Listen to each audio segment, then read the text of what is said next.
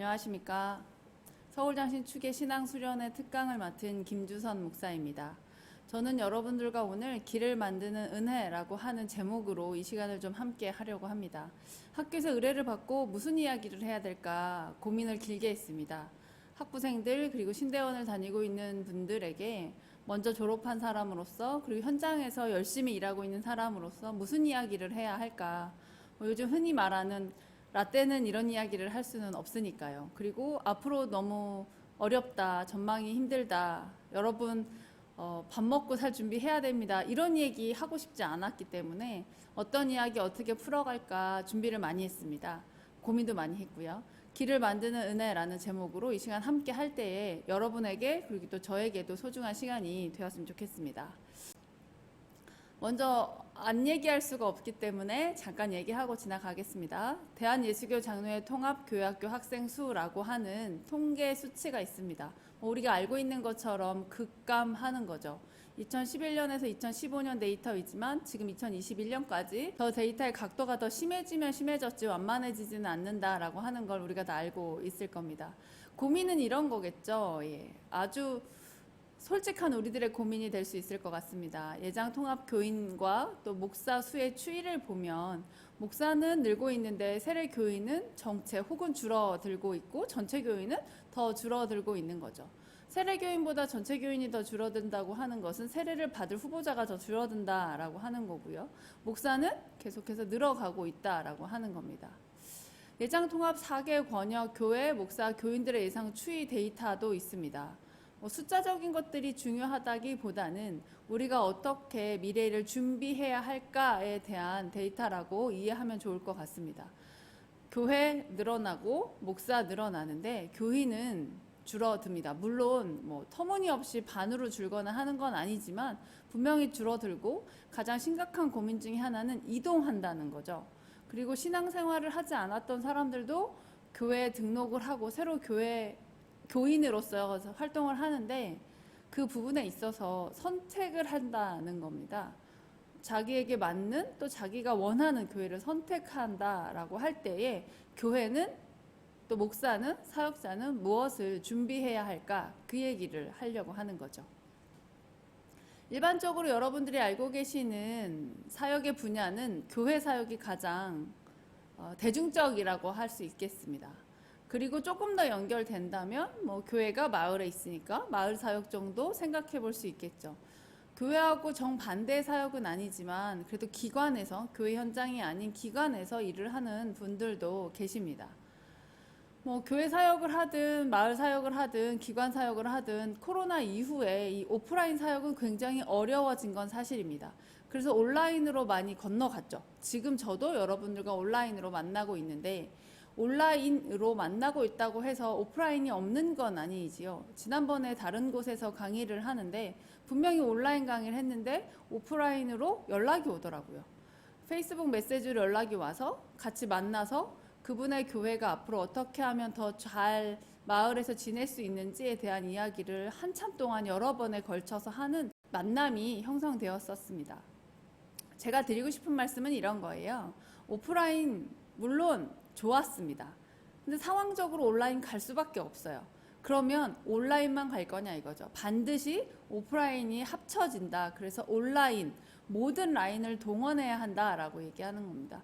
동원한다는 말이 조금 거칠다면 모든 라인을 활용해야 된다라고 이야기하시면 될 것 같아요. 성남에 있는 어떤 교회가 온라인이라는 제목을 가지고 책을 내셨는데 굉장히 좋은 책이라고 생각합니다. 자, 그런데 여기에서 멈추면 안 되고요. 오프라인에서는 눈을 직접 보는 컨택트 사역이었다면 온라인에서는 직접 보지는 않기 때문에 언택트 사역이다라고 이야기를 하는데 여기서 끝나면 온라인에서 끝나는 것과 다를 바 없다란 말씀 드리고 싶습니다. 어디냐면 딥텍트가 필요하다라고 하는 거죠. 물론 눈과 눈을 마주 볼 수는 없지만 지금처럼 카메라를 보면서 이야기하겠지만 이 단계를 넘어서면 반드시 딥텍트한 상황이 된다는 거죠.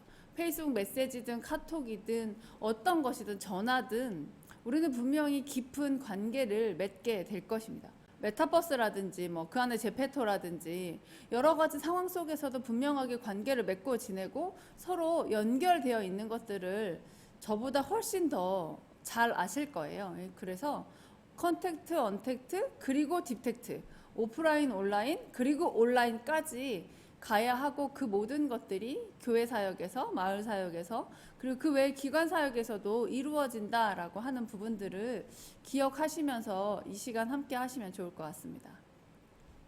우리가 알고 있는 것 중에 가장 익숙한 것, 아마 지금 신대원 다니고 계시는 분들은 이 현장에 있으실 것 같은데요. 교회 사역에서 물론 교구도 있지만 교육 분야가 훨씬 더 많이 부각되고 있지 않습니까? 교육위원회 같은 게 있죠. 그리고 평생교육위원회도 있습니다. 그 외로 훈련 과정 혹은 양육 과정에 그런 어떤 부분들도 있습니다. 어떤 부분에 여러분들이 사역을 하실지에 대한 고민을 좀 해보시면 좋을 것 같아요. 성인 파트로 넘어오면 훈련 혹은 양육 혹은 상담 이런 부분이 굉장히 중요해지는데, 구역이나 세가족, 항존직, 피택자, 중보기도, 신앙강자 어떤 거든 우리는 분명히 사역할 수 있는 부분들이 굉장히 많이 있습니다. 고민은 뭐냐면 하던 대로만 할 수는 없다는 거죠. 우리는 지금 오프라인이 아니라 온라인의 세대를, 온라인만 아니라 온라인의 세대를 살아가고 있기 때문에요. 컨택트의 세대에서 언택트의 세대에서 딥택트의 세대를 살아가고 있기 때문에 기존에 하던 대로는 어렵다라고 하는 겁니다. 오늘 제가 제목을 길을 만드는 은혜라고 적응한 이유도 이곳에 있습니다. 내가 고민하고 내 힘으로 할 수 없는 부분들이 너무 많아져서 하나님께서 지혜 주셔야 해 나갈 수 있는 부분들, 그리고 남들이 하지 않았던 부분들을 내가 찾아내는 정말 길을 만드는 은혜가 우리에게 필요한 시기라고 생각이 되어집니다. 제자 양육이나 그 외 여러 전반적인 부분들, 흔하지만 이제는 정말 그 과정 속에 있는 어떤 컨텐츠를 어떻게 활용할 것인가, 그리고 진행하는 사람이 얼마나 그 안에서 전문성을 가지고 있는가라고 하는 게 굉장히 중요한 시대라고 할 수 있겠습니다. 여러분 어떤 걸 준비하고 계신가요? 교회 사역을 하신다면 이런 부분에 대해서는 좀 고민 많이 하셔야 될 것 같습니다. 교구도 있으시죠? 교구는 관리 조직입니다. 물론 생산할 수 있는 여러 가지 일들이 있지만 그 안에서 경영이나 갈등 관리 이런 부분들이 굉장히 필요해지는 거죠. 교구 목사님들 통화하는 거 들어보면 대부분 누구랑 사이가 안 좋아서 그거 해결하는 얘기들, 관혼상제 다니시는 거 말고는 경영이나 갈등 관리가 대부분입니다. 여러분 갈등 관리 이론이란 말 들어보셨습니까? 적어도 그 정도 이론은 들어보셔야 교구를 하실 때 도움이 좀 되실 겁니다. 그 외로 특수사역 혹은 전문사역이라고 불렀었던 위원회 사역들이 있는데요. 어느 교회도 교구 목사님 따로 위원회 목사님 따로 있는 교회 거의 없습니다. 우리나라에서 가장 큰 교회도 교구하면서 위원회 같이 하는 거거든요. 여러분 그렇다면 어떤 위원회 하실 수 있으십니까? 어떤 위원회가 하고 싶으십니까? 고민해 보셔야 한다라고 하는 거죠. 목적 지향적인 사역이 이제는 대두된다라고 하는 겁니다. 일반 신방하면서 잘 지내시는지 보는 것도 너무 중요하지만 이제는 그것보다는 관혼상제를 챙기는 거에 어쩌면 무게가 더 많이 실린다라고 하는 거죠. 교구나 교육이나 공히 세상의 언어와 교회의 언어를 일치시키는 게 굉장히 중요한 일입니다. 제자 양육, 전도 프로그램 너무 중요하고 이런 것들 배우러 신대원 다닐 때 저도 많이 다녔고요. 많이 다니면서 뭐 수료증, 자격증 얻지만 저것을 과연 내가 어떻게 할 수 있는지, 풀어낼 수 있는지에 대한 이 인문학적 소양 굉장히 중요한 시대가 되었습니다. 말과 글 어떻게 쓰고 어떻게 읽는지 굉장히 중요해졌다는 거죠. 정독하셔야 하고 다독하셔야 합니다. 물론 공부하느라 시간 없는 거 압니다. 그런데 똑같이 하루는 24시간이거든요. 누가 어떻게 쓰는지로 승패가 달렸다고 할 수 있겠습니다. 더불어 우리가 가지고 있는 끝없는 약점일 수 있는데 일반 사회를 이해하는 부분들 굉장히 중요하기 때문에 인간을 이해하고 사회 정책을 이해하는 부분들도 신경을 많이 쓰셔야 합니다. 예전처럼, 여기서 말하는 예전은 저희 부모님이 교회 다니던 때예요. 담임 목사님만 대학 나오고 모든 사람이 다 대학 나오지 않았을 때는 담임 목사님이 아는 거 얘기하시면 네 했어요. 지금은요? 지금은 교인들의 절반 이상이 제가 다니고 있는, 제가 일하고 있는 교회는 어른들, 장년부 어른들, 경로부 어른들 포함해서 평균 학력이 대졸입니다. 뭐 석사, 박사 하신 분들 너무너무 많고요. 거기에 어줍지 않게 이야기하면 성경의 말씀도, 우리가 전하는 이 설교도 격이 떨어지게 되어 있는 거죠. 그래서 인간의 이해 혹은 일반 사회 이해, 사회 정책 이해 등은 기본 소양이다, 이제는 상식이다, 이런 말씀을 좀 드리고 싶었습니다. 교회 사역하는 거 너무 아름답고 너무 좋은 일입니다. 이젠 교회가 어디에 있는지 정확하게 알고 특별히 사회복지 서비스들에 대한 것들을 좀 우리가 알아야 교인들이 필요할 때 그 정책들을 설명할 수 있는 거죠. 가난하고 재정이 없어서 힘든 어르신을 보면서 기도하면 하나님이 채워주실 거예요 라고만 이야기하던 시대는 이제 지났습니다. 사회복지 서비스 중에 뭐가 있는지 찾아내서 연결해 드려야 하는 거죠. 그거 연결 누가 하겠습니까? 기도하면 사람이 나타나서 해주는 거니까. 목회자들이, 사역자들이 조금 더 일반 사회나 인간이나 사회 정책에 대해서 혹은 사회복지 서비스에 대해서 알고 있는 교구 목사와 아무것도 모르는 교구 목사는 교인들에게 다르게 다가갈 겁니다. 목사가 되려면 아직 멀었으니까 라는 생각을 하신다면 조금 더 생각해 보셔야 할 것 같습니다. 지금 중등부, 고등부 혹은 청년부 사역하시는 분들 계시죠? 예. 요즘은 중고등학생들 등록금 내지 않기 때문에 웬만하면 다 학교 다닐 수 있다고 생각하지만, 예, 급식비도 나오고 교복비도 나오니까 웬만하면 학교 다닐 수 있다고 생각하지만 수련회비 나올 데가 없습니다. 그 외로 들어가는 문제집이라든지 여러 가지 비용들 어떻게 해야 될지 잘 모르는 경우들이 많거든요. 심지어는 방학 때는 밥 먹을 수도 없는 친구들도 아주 많습니다. 우리가 그럴 때 손잡고 기도하는 거 너무 중요한데, 전도사님이 도움의 손길을 찾아볼게, 당당하게 국민으로서 누릴 수 있는 복지 서비스를 동사무소 가서 받아올 수 있어야 한다라고 하는 거죠. 이 양육사역 플랫폼입니다. 홈페이지를 통해서 영상을 쭉 올려놨는데요. 교사대학 영상 18개, 새가족 영상, 항존직 교육 영상, 구역장 교육, 그리고 피택자 교육 12개 이렇게 되어 있습니다. 이걸 저희끼리만 보려고 하는 건 아니고요. 이 교육을 통해서 교인들을 재교육하는 것도 굉장히 중요하지만 지역에 있는 작은 교회들 혹은 이렇게 플랫폼을 구축하기에 역량이 좀 부족한 교회들도 함께 성장해 나갈 수 있게 하기 위해서 구조를 만들어 놓았습니다. 이런 것들도 굉장히 중요한 양육 사역이라고 생각을 하고요. 여기에서 강의를 하는 사람도 있지만 영상을 하는 사람도 있고 콘텐츠를 만들어내는 작가 역할을 하는 사람들도 있고 촬영을 하는 사람들도 있습니다. 남들이 지금까지 선배님들이 가지 않았던 길 중에 내가 어떤 길을 찾아서 갈 수 있는지를 고민하는 것은 교회를 벗어나지 않아도 얼마든지 있다는 말씀을 드리고 싶습니다. 기존 교회는 고리타분하고 기존 조직은 이미 많이 틀렸고 새로운 것이 나지 않을 거야 라고 생각하고 이야기하시는 분들이 계시더라고요. 그럴까요? 예. 우리가 지금까지 기존 교회를 바라보며 옳지 않다, 틀렸다라고 이야기했지만 우리도 여전히 기존 교회에 있지 않습니까? 우리가 있다는 것만으로도 충분히 희망이 있는 거거든요. 소돔성에 의인 한 명만 있었으면 불바다가 되지 않았을 수 있지 않을까요? 여러분이 그 교회에서 하나님이 원하시는 한 사람이 되셔서 정말 길을 만들어 가셨으면 좋겠습니다. 조금은 낯설 수도 있는 또는 새로운 이야기들을 지금부터는 좀 해드리려고 하는데요.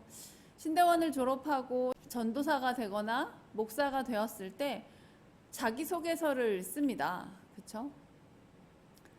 저는 이남일녀로 이렇게 시작하는 이력서 요즘 보지 않습니다.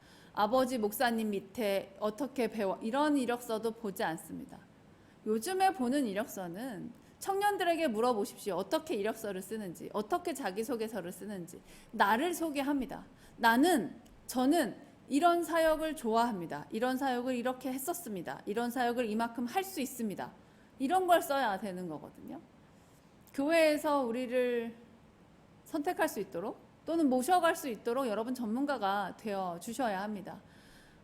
신대원 졸업하고 이제 막 목사가 되어서 전문가가 됐다라고 이야기는 할 수 없지만 안수를 받았다는 건 내가 전문가가 되었다는 게 아니라 이제부터 할 수 있다는 뜻이니까요. 운전면허를 땄다고 해서 운전을 잘하는 건 아니지 않습니까? 그런데 내가 이런 거에 관심이 있고 이만큼 준비해 왔습니다 라고 하는 게 이력서에 적혀야 하거든요. 그 중에 아주 괜찮은 분야를 소개해 드리려고 합니다. 앞에 마을사역, 지역공동체 활동이라고 적혀 있지요. 예. 먼저 마을사역을 하시려면 교회에 대한 바른 이해를 준비하셔야 합니다. 여러분이 생각하는 교회는 어디 있습니까? 여러분이 생각하는 교회는 무엇을 하는 곳인가요? 여러분이 생각하는 교회는 누가 오는 곳입니까? 그 다음에 목회에 대한 바른 이해가 필요합니다. 목회는 뭘까요? 새벽 예배 설교하고 수요일, 금요일, 주일 설교하는 게 목회일까요? 말씀과 기도하는 게 목회일까요? 아니라고 하는 게 아니라 여러분에게 질문하는 겁니다. 자, 하나 더 마을 사역에서 꼭 빠지지 않는 개념이 복지입니다. 자, 복지는 뭘까요? 한동안 기독교 사회복지 이런 말 굉장히 유행했었습니다. 교회가 부흥하기 위해서, 교회가 전도하기 위해서 교회에서 어린이집을 하고 지역아동센터를 하고 교회가 바자회를 하고 이런 것들을 했었죠. 어떻게 됐습니까? 제가 이렇게 표현하기는 좀 그렇지만 실패했습니다. 왜냐하면 사람들 알거든요. 이거 왜 하는지, 이거 목적이 뭔지 너무 잘 압니다. 말은 그렇게 하지 않아도, 글자는 그렇게 쓰지 않아도 사람들의 마음속에서 이 행사를 통해서 이 사람이 전도되어 우리 교회에 등록하면 좋겠다라고 하는 마음이 있으면 기가 막히게 합니다. 자, 여러분, 교회는 무엇입니까? 복지는 무엇일까요? 생각해 보셨습니까? 생각하셔야 합니다. 그래야 여러분이 교회로 나아가실지 마을로 나아가실지 판단할 수 있거든요. 물론 뒤에 기관도 있습니다. 교회와 마을은 뗄 수는 없습니다. 교회가 마을 안에 있는 거거든요. 상위 개념입니다. 마을이. 교회에서 일을 하는 것도 잘못된 거 아니고 좁은 거 아닙니다. 더 넓혀서 마을로 가서 일할 수 있으면 좋겠죠. 근데 그것도 나하고 맞아야 할 수 있는 일이고, 내가 그 일에 관심이 있어야 할 수 있는 일이고, 내가 그 일을 할 수 있어야 정말 할 수 있는 일입니다. 전도사님, 목사님 소리 듣다가 마을 나가면 잘 불러주면 선생님입니다. 아가씨, 아줌마, 아저씨 이런 말도 듣거든요. 그 말에 부르르 하다면 나는 마을 사역하기엔 조금 적당하지 않은, 교회 사역 열심히 하면 되는 사람이라고 이해하셔도 무방할 것 같습니다. 저기요 하면 네 하실 수 있으면 마을 사역할 준비는 되어 있다, 이렇게 말씀드릴 수 있겠네요. 자, 마을 사역을 하려면 제일 먼저 지역사회 조사를 좀 하셔야 합니다. 제가 학교나 아니면 교회에서 컨설팅을 의뢰받을 때 이 지역사회 조사 하나만 가지고 4시간 정도를 하는데, 오늘은 아주 간단하게 하지만 매우 중요한 부분들을 알려드리려고 합니다. 그 안에서 보면 우리가 지도에서 얻을 수 있는 게 있고 관공서에서 얻을 수 있는 게 있습니다. 그걸 통해서 우리 지역엔 뭐가 필요할까 이런 것들을 알 수 있거든요. 제가 일하는 지역 참고해서 한번 보시고, 여러분들께서도 다음이나 네이버 지도 키고 누구나 할 수 있습니다. 한번 해보시면 의외의 것들을 굉장히 많이 아실 수 있게 될 거예요. 이게 제가 일하고 있는 교회가 있는 지역입니다.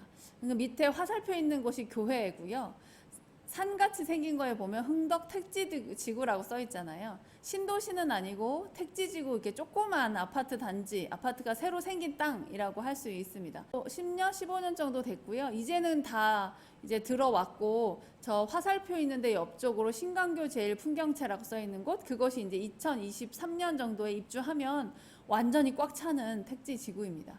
지도 가만히 보시면 어떤 게 보이십니까? 사람들이 어디에 살고 상가는 어디에 있는지 보이시나요? 딱 여기만 상가입니다. 가만 보시면 전부 아파트잖아요. 예. 전부 다 사람들이 주거하고 있고 가운데만 상가인데, 밑에 흥덕 IT밸리는 큰 건물 2개라서 상가 단지라고 하긴 좀 어렵고요. 저곳이 1단지부터 뭐 15, 16단지까지 있는데 그 안에 상가가 저 가운데 있는 딱 저게 답니다. 굉장히 상가가 적죠. 이유가 있을 겁니다. 왜일까요? 천천히 말씀드릴게요. 자, 가운데 이마트 하나 있습니다. 단지가 12개, 13개 되는데 이마트가 하나 있네요. 저 이마트 완전 돈 많이 벌까요? 조금 이따 말씀드리겠습니다. 자, 주변에 보니까 휴먼시아라고 되어 있죠. 예. 휴먼시아 아파트 이름을 말하려고 하는 건 아닌데요. 저기가 이제 LH가 있습니다. 그래서 1, 2, 3, 4단지가 LH고, 저 LH에 사시는 분들이 이마트를 많이 가십니다. 자, 주변에 그 임대 아파트가 있다는 건 무엇을 의미하는 걸까요? 생각하실 수 있겠습니까? 임대 아파트가 있다는 건 어쨌든 어려운 사람들이 있을 수 있다. 한부모 가정 또는 1인 세대들 또는 경제적으로 어려우신 분들 있겠구나. 그분들을 위해서 어떤 걸 할 수 있겠구나. 여기까지 생각이 되신다면 너무 좋을 것 같아요. 자, 흥덕IC가 보이십니까? 파란색 동그라미로 쳐놨는데요. 흥덕IC가 너무 가깝기 때문에 저 아파트 단지들, 특별히 5단지 뒤로 있는 임대가 아닌 좀 큰 사이즈에 사시는 분들은 서울로 출퇴근하고 서울에서 모든 걸 해결하고 이 동네 와서 잠만 잡니다. 그러니까 이마트 하나로도 충분한 거죠. 그리고 저 5단지 이후에 사는 사람들과 LH에 사시는 분들은 교류하지 않습니다. 같은 땅에 사는데 같은 동네 사람 아닌 거죠. 분류가 나누어지더라.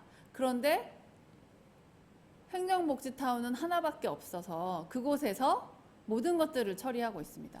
기흥세무서, 그리고 행정복지타운, 그리고 도서관, 이렇게 세 가지가 공공시설인데요. 기흥세무서 하나 있고 복지센터 하나가 저것을 경영하면서 임대아파트에 사는 사람들과 그 뒤에 좀 넓게 사시는 분들 사이에서 행정복지센터 직원분들이 마음고생을 많이 합니다. 그럴만 하겠죠. 예. 저쪽 끝에 흥덕도서관 보이십니까? 예. 흥덕도서관 주로 누가 갈까요? 예. 학교 다니는 애들이 가겠죠. 흥덕초등학교, 중학교, 고등학교에서 다닙니다. 흥덕초등학교에서 도서관을 가려면 이만큼 거리가 있는데 저렇게 갈 수 없겠죠. 가운데 산이 있으니까. 걸어가려면 30분이 걸립니다. 그것도 큰 길로 나와서 돌아가야 하는 거예요. 그렇기 때문에 흥덕초등학교 아이들은 더 도서관에 가지 않습니다. 가까이에 있는 흥덕중학교는 갈까요? 그 가운데 뭐 있습니까? 고속도로가 있어요. 건너갈 수 없다는 뜻입니다. 저 지역에 뭐가 필요할까요? 가운데 상가 지역에 도서관이 필요하지 않겠습니까? 그래서 제가 일하는 교회에서 저 이마트라고 써져 있는 네모난 박스 바로 밑에 오른쪽 구석쯤에 도서관을 만들어서 지금 도서관에서 여러 가지 일들을 사역들을 하고 있습니다. 지도에서 보면 이런 것들을 볼 수 있어요. 여러분께서 사역하시는 지역의 지도를 통해서 우리 동네 뭐가 있고 뭐가 부족할까 이런 것들을 좀 살펴보시면 좋을 것 같습니다. 또 관공서에서도 얻을 수 있는데 요즘은 가지 않아도 사이트가 너무 잘 되어 있습니다. 기흥구 사이트인데요. 홈페이지가 아주 잘 되어져 있더라고요. 그 중에서도 특별히 이런 것들 많이 보셔야 합니다. 복지 기흥. 예, 복지 기흥이라고 되어 있잖아요. 탑 메뉴에. 거기에 보면 기초생활보장제도, 장애인복지, 노인복지, 아동보육, 더불어 사는 기흥, 여성복지, 육아정보, 복지광장 이런 것들이 있거든요. 우리 교인 중에 어려우신 분들이 정정당당하게 국가 서비스를 받을 수 있습니다. 알면요. 저걸 소개해주는 사람이 없으면 받을 수가 없어요. 물론 교회가 아주 커서 교회에서 이런 모든 시설을 할 수 있다면 상관없겠지만 그런 교회 몇 개나 있겠습니까? 그리고 사회 서비스가 저렇게 잘 되어 있는데 왜 교회가 그걸 다 하려고 하나요? 연결할 수 있다면 충분히 큰 도움이 될 수 있습니다. 자, 여기는 저 사이트 안에, 기흥구 사이트 안에 제가 있는 동네에 동사무소, 예, 요즘은 행정복지센터라고 하는데 동사무소 사이트입니다. 아, 우리 동네 사람이 기흥구에 있는 다른 데보다 많구나 적구나, 여자가 많은지 남자가 많은지 또 면적이 어떤지 이런 것들도 알 수 있습니다. 저 사이트를 통해 들어가다 보면 알아낼 수 있는 게 여기까지 알아낼 수 있습니다. 기흥구의 영덕 1동에는요 전체 인구가 3571명이 있는데 그 중에 0세에서 14세까지가 5270명이고 15세에서 64세까지가 22,000명 정도, 65세 이상이 3,000명 정도 있습니다. 저걸 통해서 우리는 무엇을 알 수 있을까요? 65세 이상보다 0세에서 14세가 거의 2배 가까이 많다. 저 아이들을 위해서 이 동네에선 아주 많은 필요가 있겠구나, 이런 것들을 알 수 있겠죠. 15세에서 64세도 좀 더 세분화해서 알 수 있는 부분들이 있습니다. 이 용인 통계, 아까 그 홈페이지 그대로 들어가는 겁니다. 기흥구 홈페이지 통해서 들어가다 보면 통계 데이터베이스가 나오는데 저기엔 지금 화면에 띄워드린 대로 정말 많은 정보들이 있습니다. 저 정보들을 통해서 아, 우리 동네에는 어떤 상황이구나, 경제 인구는 다른 데보다 높구나 낮구나, 사람이 많은데 수입이 적다면 조금 버는 거잖아요. 아, 어려운 사람이 많구나, 이런 것들도 알 수 있고요. 저 통계를 통해서 정말 많은 것들을 알아볼 수 있습니다. 우리 지역에 필요한 것들을 지도에서 우리는 이제 기흥구의 예를 들면 초등, 중등, 고등 시설이 전무하구나. 학교는 있는데 도서관도 고속도로 건너편에 있구나. 애들이 갈 수 없구나. 이런 생각 하겠죠. 아까 보신 것처럼 CGV 이런 거 하나도 없습니다. 주말 편의시설. 주말에 사람들이 갈 데가 없구나. 서울 나가겠네. 이런 생각을 하게 되는 거죠. 문화시설이 필요하겠구나. 혹은 문화 행사가 있어야 되겠구나. 이런 것들 알 수 있겠죠. 자, 그리고 경제 상황에서 저소득층과 일반 세대가 갈등이 생기겠구나. 행정복지센터에서 일을 할 때도 그런 차이들이 난다는 거죠. 누구는 저소득층 급여를 받으러 왔는데 누구는 세금을 내러 오는 상황인 거예요. 그럴 수 있지 않겠습니까? 갈등이 예상되는구나. 그 지역 화합을 위해서도 어떤 게 있으면 좋겠네. 교회가 큰일 할 수 있겠다. 이렇게 생각되는 거죠. 주말에도 사람들이 다 밖에 나가고 낮에도 다 밖에 나가고 밤에 잠만 자겠구나. 아차 하면 이 지역의 경제가 무너지겠구나. 지역에 대한 소속감은 전혀 없을 수도 있겠구나. 잠만 자니까요. 뭐 이런 거죠. 예를 들면. 큰 도로 사이에 끼어 있습니다. 지도를 보면. 그래서 마치 도시의 섬처럼 될 확률이 높아요. 큰 길이 뭐 그냥 2차선, 3차선이 아니고 이 지역의 오른쪽으로 가면 10차선 길이 있고요. 왼쪽으로 가면 8차선 길이 있습니다. 밑에 쪽으로 가면 6차선 길이 있고요. 아차하면 도시의 섬이 될 수도 있겠죠. 연대와 소통이 굉장히 중요하겠구나. 이런 것들을 알 수 있고 이런 부분에 대해서 활동할 수 있는 건 사실은 교회밖에 없죠. 영리시설에서는 딱 보면 아 여기서 돈 많이 못 벌겠네 이렇게 생각하지 않겠습니까? 자, 우리 택지지구의 한계도 있습니다. 큰 뭐 신도시면 아주 클 텐데 택지 지구다 보니까 이 지역의 문화를 형성하는 것들이 좀 어렵고 또 왔다 갔다 하는 사람들도 자주 바뀌기 때문에 마을 공동체 활동이 나름 중요해지는 부각이 되는 부분들도 있습니다.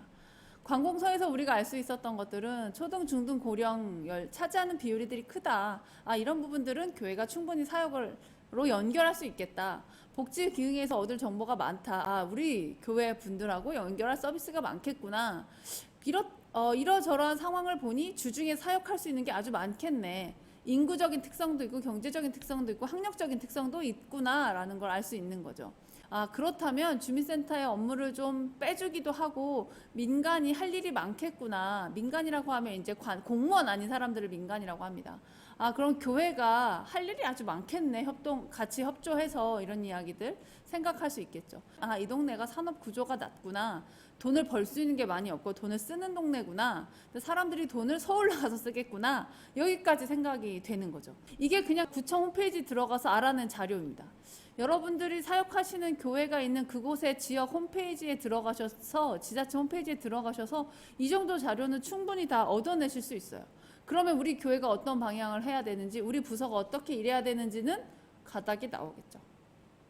자, 뭐 미셔널 처치라고 하는 아주 대단한 이름을 써놓긴 했습니다. 그런데 미셔널 처치 별거 아니고요. 예, 별거 아니라고 하면 또 기분 나쁘실 수 있겠네요. 별다른 게 아닌 걸로 수정하겠습니다. 미셔널 처치 별다른 거 아니고요. 그냥 교회가 교회 역할 하면 미셔널 처치입니다. 다른 데들하고 연결해서 일하는 거예요. 지역을 연합하는 거죠. 동사무소, 아동센터, 사회복지협의체, 건강가정지원센터, 보건소, 자살예방센터, 부녀회, 체육회, 정신건강복지센터, 교동협의회 이런 데하고 연결해서 같이 일하면 그게 미셔널 처치입니다.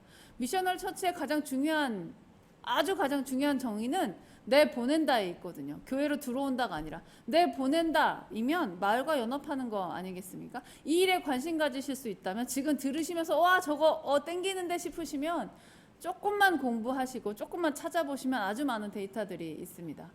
지역 공동체 활동이라고 적어놨는데 제가 하고 있는 이제 영덕동 마을쟁이라고 하는 지역 공동체가 있습니다. 말씀드린 것처럼 도서관을 하고 있고요.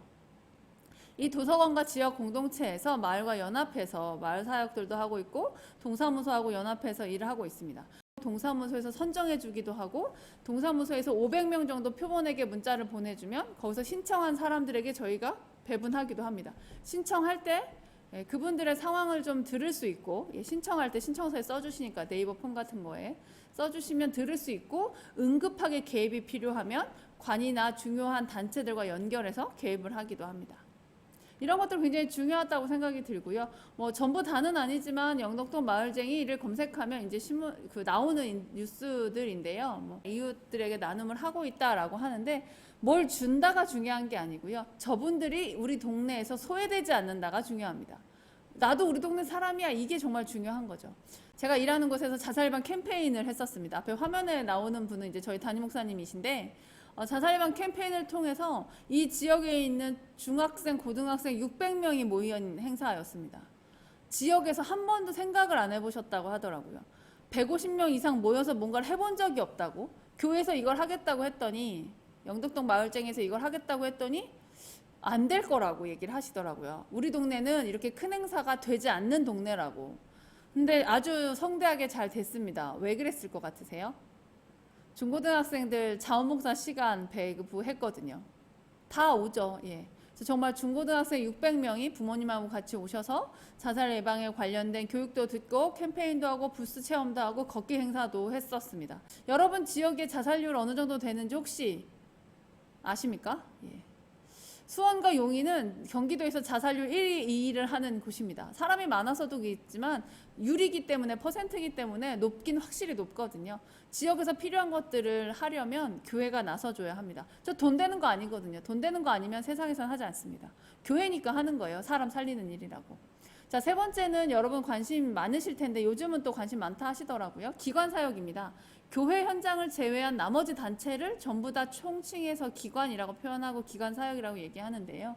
유명한 데가 저런 데겠죠. 기아대책, 굿네이버스, 월드미션, 뭐 희년은행이라든지 한빛누리 이런 것도 굉장히 중요한 기관 단체입니다. 그 외로 환경연합이나 기윤실, 청소년지원단체, 민간자살예방센터, 미혼모 지원재단, 보호종료 아동 후원 등 이런 곳이 굉장히 많이 있고요. 특별히 교계에서 기관이라고 하면 총회라든지 아니면 목사연금재단이라든지 아니면 이렇게 교재개발원 이런 것들을 기관이라고 할 수 있겠죠.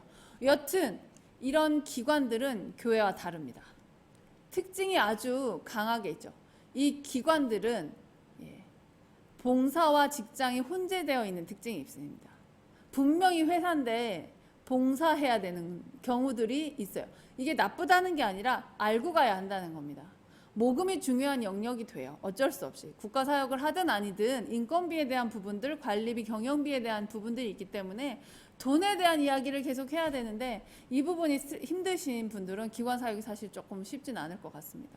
기관사역의 가장 큰 특징은 설교보단 강의, 집필, 기획이 많다는 겁니다. 저는 이제 기획을 굉장히 많이 하는 편이고요. 설교 1년에 몇 번 할지 잘 모르겠습니다. 기관사역 하시는 분들. 강의는 일주일에 몇 번씩 하죠. 그래서 강의가 설교처럼 되는 경우가 많습니다. 강의와 설교는 다르죠. 예. 나는 괜찮아 라고 생각하신다면 기관사역에 헌신해 주시는 거 굉장히 중요할 것 같습니다. 집필해서 사람들에게 책이나 글로 혹은 기사로 사람들에게 좋은 것들을, 하나님의 말씀들을, 또 아니면 그리스도인들이 해야 되는 것들을 깨닫게 하시는 것도 아주 중요한 일이라고 생각을 하고요. 교회는 기본적으로 양육의 기능이 있는데 기관은 기본적으로 상담의 기능이 있습니다. 그리고 지도하는 기능이죠. 코치? 예, 이런 기능이 있습니다. 가장 큰 차이는 뭐냐면 이겁니다. 교회는 잘 돼서 거기 계속 있습니다. 양육 받으면 계속 있으면서 평신도 지도자들이 돼요. 근데 이 기관은요, 대부분 사회 약자나 취약자들을 대상으로 하는 거기 때문에 괜찮아지면 기관을 떠나야 정상입니다. 대부분은 괜찮아지면 그곳을 떠나는 게 목표입니다. 이게 떠나는 게 잘 안 되시는 분들, 기관 사역하면서 계속해서 상처받으실 수도 있거든요. 그래서 고민이 좀 필요한 부분이고 내가 나를 잘 파악하는 게 굉장히 중요한 부분입니다. 제가 사역하는 기관입니다. 라이프 오프 기독교 자살예방센터라고 하고요. 자살예방 교육을 굉장히 많이 하는, 우리나라 민간 중에 가장 교육을 많이 하는 곳입니다. 초중고등학교의 자살예방 교육이 의무이기 때문에 법정 의무교육이어서 그 부분을 감당하고 있고요. 아까 제가 일하는 교회에서도 말씀드렸었는데 라이프워킹이라고 해서 자살방 캠페인도 굉장히 열심히 하고 있습니다. 캠페인 관련한 홍보 영상을 짧은 건데 하나 보여드리도록 하겠습니다.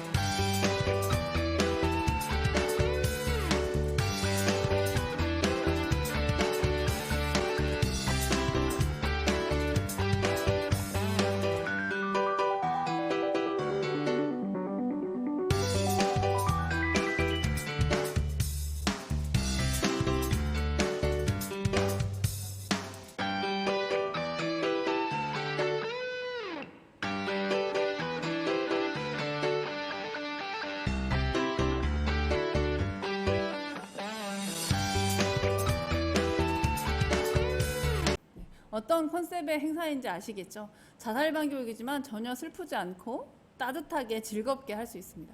모든 길은 로마로 통한다라고 하는 그림 하나 올려드렸습니다. 우리가 하는 사역들이 교회 사역이든 조직 그 기관의 사역이든 혹은 마을 사역이든 이 모든 것들은 사역이고요. 하나님께로 하나님이 원하시는 그 길대로 가게 될 겁니다. 그런데 중요한 건 뭐냐면요. 못 가본 길이 더 아름답기 마련입니다. 여러분 중에 교회 사역 해야겠다 생각하시는 분 계실 거고 마을 사역 관심 있는데 하시는 분 계실 겁니다. 기관 사역? 그거 나중에 교회 사역 못할 때쯤 돼서 하는 건가? 아닌가? 처음부터 기관 사역 해야 되나? 아, 요즘 어렵다는데 전임 자리 없다는데 어떻게 해야 되지? 이런 고민 하시는 분 계실 거예요. 예. 충분히 이해되고요. 저도 그런 고민하면서 여기까지 왔습니다. 근데 내가 안 선택한 길이 더 아름다워 보이는 게 있어요.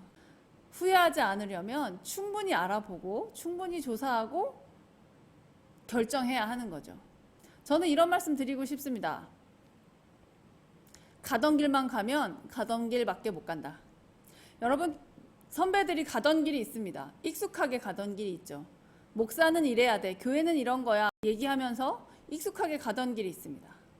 그 길 가는 거 틀린 거 아닙니다. 잘못된 거 아니에요. 하지만 가던 길만 가면 가던 길밖에 못 갑니다. 근데 우리 선배들은 오프라인 시대에서 컨택트 시대에서 그 길을 가왔습니다. 우리는 온라인 시대에서 딥텍트 시대에서 이 길을 가야 하거든요. 그렇다면 가던 길만 가시면 안 됩니다. 가지 않았던 길을 내가 만들면서 가는 은혜가 우리에게 있어야 우리가 이 시대를 이끌어가는 교회로 또 이 시대를 이끌어가는 목회자로 쓸 수 있다. 이런 말씀 드리고 싶습니다. 네 번째, 짧게 설명드리고 좀 지나가고 싶은 게 있는데요. 새로운 영역들을 좀 말씀드려 보려고 합니다. 틈새 시장이라고 적어놨는데 저 표현이 좀 불편하실까요? 예. 뉴스 보셨겠지만 요즘 강아지 화장장도 있고요. 강아지 장례 예배도 있는 곳이 있습니다. 예. 우리가 어디까지 준비하고 각오해야 되는지 살펴볼 필요가 있고요. 세대별 특징이 아주 강해져 있습니다. 그래서 정규 분포라는 게 무의미해졌어요. 1인 가구가 뭐 30% 40% 한다고 하고 기숙사, 독신, 이혼, 직업 또는 학교 밖 청소년, 청년 창업 이제 27살에 취업한다? 아닐 수 있습니다. 열 몇 살에도 창업할 수 있는 시대이잖아요. 30살쯤 되면 결혼해야 된다? 누가 그렇게 얘기를 하나요? 예. 요즘 평균 연령이 34살이라고 하죠. 결혼하는. 예. 뭐 40이 넘어도 결혼 안 하는 걸로 누가 이야기할 수 없는 시대이니까요. 정서적 고립이 극대화되는 게 제일 고민이긴 합니다. 1인 근무 형태들도 많고요. 은둔형 주거 형태들도 아주 많습니다. 산전후에 우울증 때문에 고생하시는 분들도 많고요. 남녀 갱년기도 굉장히 심하고 은퇴가 가속되고 많이 들어보셨겠지만 업무 상태의 격차가 아주 커집니다. 그리고 아르바이트로만 먹고 사는 프리터라고 부르는데 이런 분들도 당연히 있고요. 혹시 임계장 이야기라는 책을 알고 계십니까? 임시계약 노인장이라는 말의 줄임말입니다. 공무원으로 30몇 년을 일하시다가 은퇴하시고 어떤 분이 아파트 관리소에 들어가시면서 있었던 일을 책으로 적어 놓으신 건데 한 장 한 장 넘기기가 너무 아픈 책입니다. 그렇게 돌아가는 사회 속에서 우리는 어떤 사역을 또 어떤 사역자가 되어야 할까 그 틈새 시장을 한번 가만히 생각해 보시면 할 일이 너무 많을 겁니다. 그래서 생태 목회나 안전망 목회 혹은 공유 공간 목회 이런 말들이 나옵니다. 환경이나 녹색교회 이런 얘기 들어보셨을 겁니다. 현수막, 비누, 아이스팩 아니면 마을의 공공재 역할을 하는 도서관이나 지역협의체나 마을지원센터나 긴급보육센터 아니면 주말학교 같은 것들을 하시는 분들도 꽤 많이 계십니다. 그리고 예배 공간을 공유하거나 스터디 카페를 만들거나 마을 카페를 하거나 쉐어하우스를 하거나 게스트하우스를 하거나 이런 여러 가지들을 교회에서 목사가 하는 거예요. 질문 한 번 더 드릴까요? 목회인가요?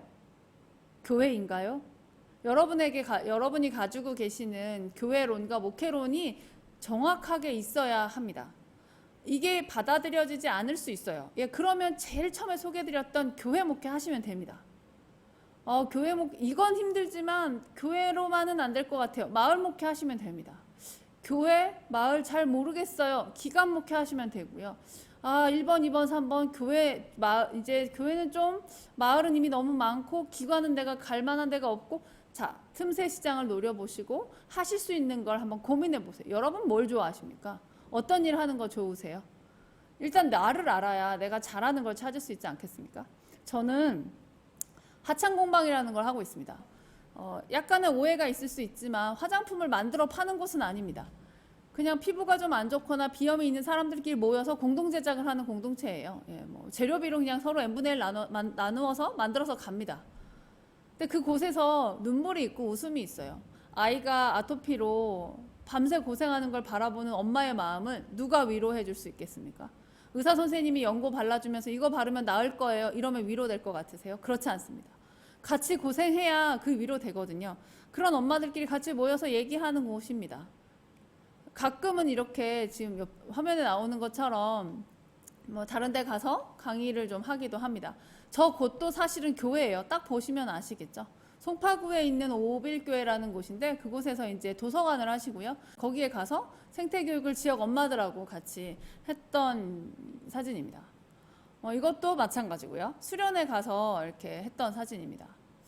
그리고 나서 제가 하는 것 중에 하나가 이제 하나님의 창고라고 하는 겁니다. 네, 교회에서 성가대 가운을 나누면서 시작을 했습니다. 그래서 뭐 지금은 피아노, 자동차 이런 것들도 많이 나누고 뭐 정말 여러 가지 핸드폰 젠더부터 해서 아직 집만 안 해봤지. 집도 게스트하우스를 빌려주고 이 정도는 저희 창고 안에 있는 것 같습니다. 한번 관심 있으신 분들은 보셔도 되고요. 이 영역도 굉장히 큰 영역, 사역의 영역이다라고 생각이 듭니다. 마을 사람들이라고 해서 사람을 도두는 마을 사람들이라는 부제를 가지고 있습니다. 연령하고 상관없이 또 어떤 세대를 어떻게 살아가는지에 대해서 상관없이 좀 지원하고 후원하는 곳인데요. 특별히 청년들이나 1인 사역에 관심이 많습니다. 그래서 뭐 도시락이라든지 아니면 피자 받고 어깨 피자라든지 아니면 엄마 말씀하시길 야채 과일 좀 먹어라 해서 뭐 과일 주스, 야채 주스 같은 것들 나눠주고 그걸 받는 분들의 지금 현재 상황들을 조금 체크하고 위급하거나 어렵다라고 하면 필요한 전문 기관과 연결하는 그런 일들을 하고 있는 공동체고요. 뭔가 이루겠다 이런 생각이 있어서 하는 건 아닙니다. 단지 우리 같이 살고 있는 마을 사람들이 잘 살았으면 좋겠는 거죠. 저 마을 사람들이라고 해서 제가 있는 이 지역에 있는 사람들만을 말하는 건 아니고요. 뭐 받으시는 분들은 전국에 계십니다. 연령대도 뭐 10대부터 70대, 80대까지 계시는데요. 그냥 바라기는 혼자 사는 게 아니야, 같이 사는 거야 라는 생각을 했으면 좋겠다 싶은 마음이 딱 욕심이 거까집니다. 여러분들이 만약에 이런 영역에 관심이 있으시다면 만들어서 혹은 이미 만들어져 있는 단체에 함께 연합하시면서 이 일들을 많이 확장하실 수 있을 것 같습니다. 자, 저 정리를 좀 해볼게요. 교회 사역이 있고 기관 사역이 있고 마을 사역이 있고 새로운 영역들이 좀 있습니다. 여러분 어디가 가장 여러분 다우십니까? 교회 사역답게 하시면 되고요. 기관 사역답게 하시면 되고 마을 사역답게 하시면 되고 새로운 영역을 찾아내시려면 얼마든지 찾아내실 수 있습니다. 누가 전공이 뭡니까? 그럼 저 신학합니다. 이렇게 말씀하시죠. 자, 여러분 교회는 무엇입니까? 여러분에게. 여러분 목회는 무엇입니까? 이 질문 대답하실 수 있어야 합니다. 여러분 신앙은 무엇입니까? 여러분이 교육부서 활동을 하면서 아이들에게 하나님을 믿습니까? 라고 물어보시죠. 여러분은요? 교회가 무엇입니까? 목회는 무엇입니까? 신앙은 무엇입니까? 이 질문에 대한 정의와 여러분의 답이 있으면 여러분이 교회 사역을 하든 기관 사역을 하든 마을 사역을 하든 아니면 새로운 영역에서 길을 만들어가는 은혜를 받으시든 하나님께서 여러분에게 시키신 그 일을 하셨을 때 여러분은 하나님의 사역자가 되는 겁니다. 사람들에게 칭찬받으려고 이 길 들어오신 거 아니잖아요. 돈 많이 벌으려고 이 길 들어오신 거 아니잖아요. 부귀영화, 박수 받으려고 이 길 들어오셨습니까? 회사 가는 것보다 이쪽이 좀 더 쉬워서 이 길로 들어오셨습니까? 그런 거 아니잖아요. 사람들이 전도사님, 목사님 이러면 왠지 어깨 좀 이렇게 펴지니까 이 길 들어오신 거 아니시잖아요. 엄마가 가라고 해서 아빠가 가라고 해서 이 길 들어오셨습니까? 설령 그렇다 하시더라도 여러분의 길이 되셔야 합니다. 하나님께서 여러분에게 시키신 교회, 마을, 기관 책임질 수 있는 사람이 되어야 하는 거죠. 그게 우리가 하나님하고 의리를 지키는 일 아니겠습니까? 대면에서 얼굴 볼 수 있었다면 참 좋았겠지만 이거라도 전할 수 있어서 너무 감사하고요. 길을 만드는 은혜가 서울장신 특별히 후배님들에게 아주 많이 임하시기를 간절히 소원합니다. 수고하셨습니다.